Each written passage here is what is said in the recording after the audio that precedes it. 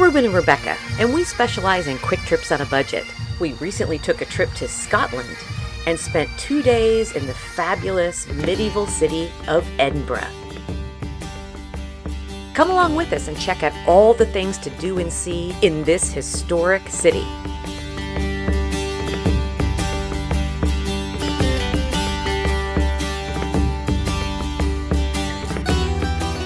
We chose a hotel in the heart of the city, and while Edinburgh is not very budget-friendly, we did manage to find budget accommodations.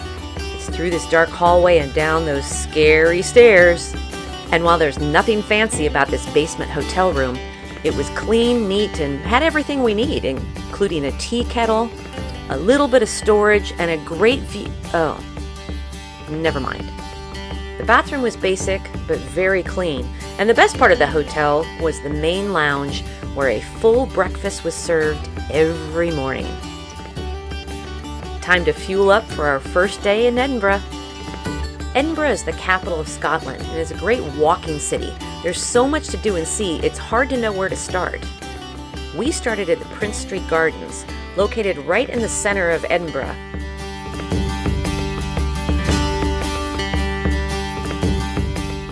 Besides the beautiful gardens, you can catch glimpses of the medieval buildings, including Edinburgh Castle.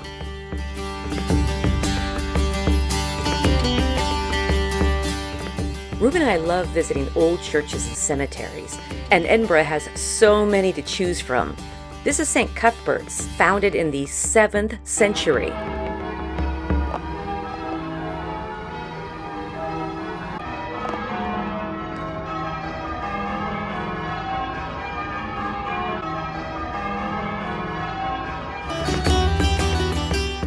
Next up, we're heading to the center of the city. Edinburgh's Royal Mile is filled with shops and restaurants. Here we find Victoria Street, which is supposed to be J.K. Rowling's inspiration for Harry Potter's Diagon Alley. Here you can find all things Scottish and tweed.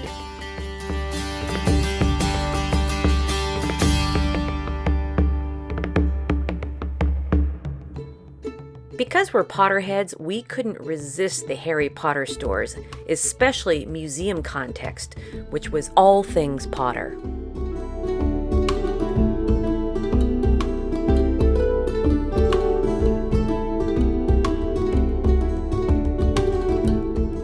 Pro tip: get to the store early in the morning when it's not crowded. We came back in the afternoon and there was a line to get into the store.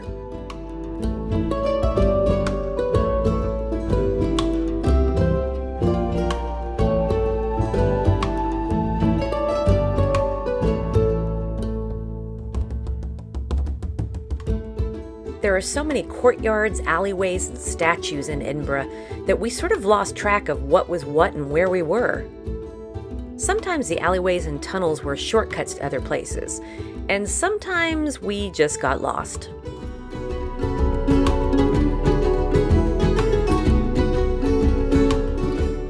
Near the end of the Royal Mile sits Holyrood House. It's the official residence of the British monarch when they're in Scotland. It's open to the general public when the royal family is not in residence.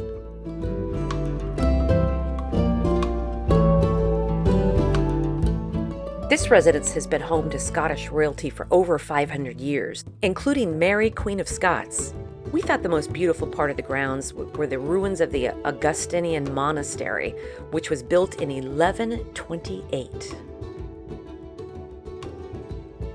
The public is able to view some of the interior rooms, but unfortunately, no cameras allowed.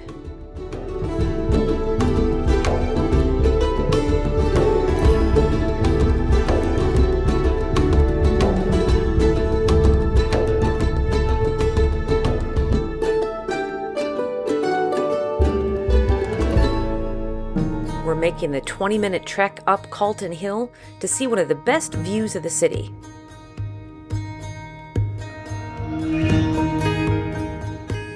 Holy cow, Edinburgh!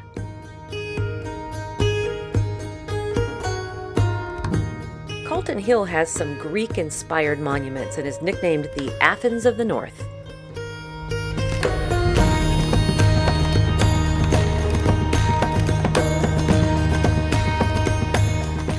it's time for dinner, and there's no shortages of restaurants in the city. Because we're budget travelers, we prefer to eat at small cafes and bistros. This one has haggis on the menu, but I think we'll stick with fish and chips. A friend recommended the Jazz Bar for entertainment, so let's check it out.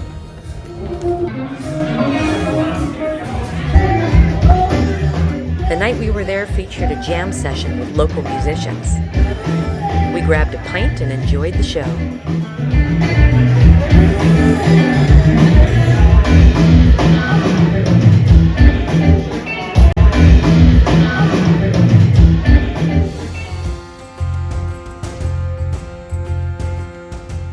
On our second day, we had pre-booked a walking tour that included the city and the castle.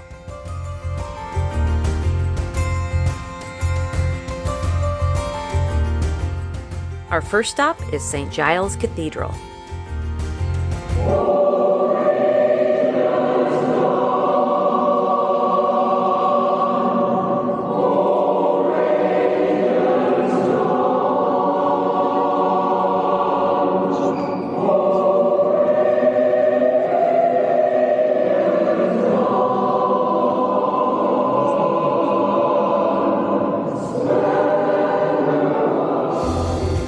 We highly recommend taking a walking tour of Edinburgh. Our guide had some great local tales.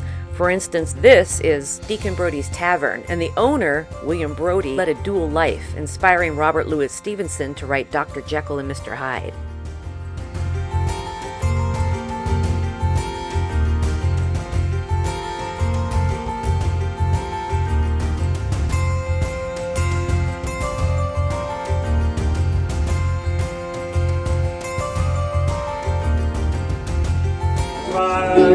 Ducks, I found an iron band.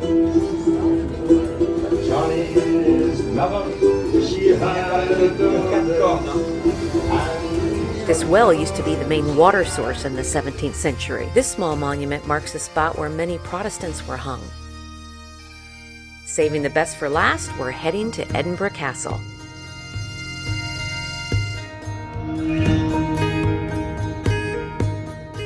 Edinburgh Castle was a royal residence hundreds of years ago, but it looks more like a fortress and has a military garrison and a prison on its grounds.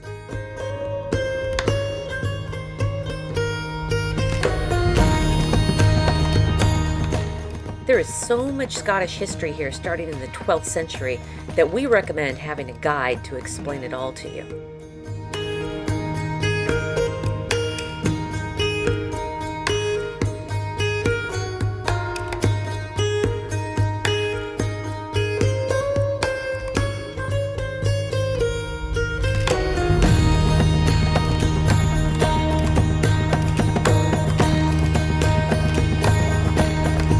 Well, Edinburgh is really cool. We saw a lot of history today. That building right there is over 900 years old. That's crazy. There's buildings here that are older than the U.S. and they're used as coffee shops. This is an incredible walking city. You have to have good shoes here because there's cobblestone and hills everywhere. But oh my gosh, you can walk just about anywhere in Edinburgh. Yeah, the Royal Mile is legit. It's only a mile and there's so much to see.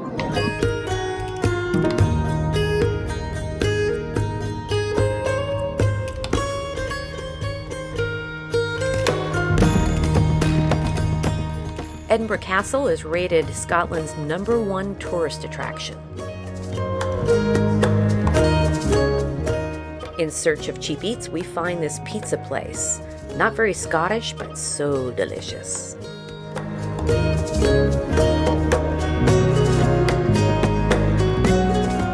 I've mentioned before how easy it is to walk in Edinburgh, and the streets and neighborhoods are just so charming. We walked and walked and walked until we couldn't walk anymore, and then we Ubered.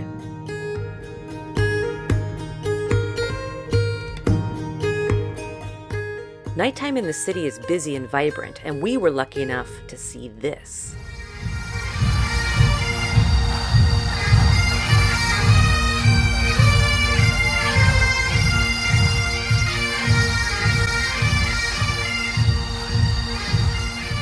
The castle had a drone show.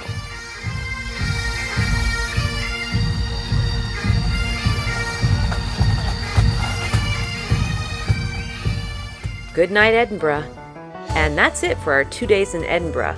But stick around for next week's video when we head out to the Scottish Highlands and see some jaw-dropping sights that don't even seem real.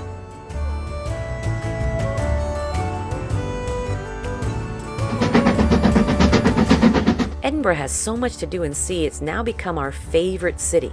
Thanks for coming along with us and, well, you know,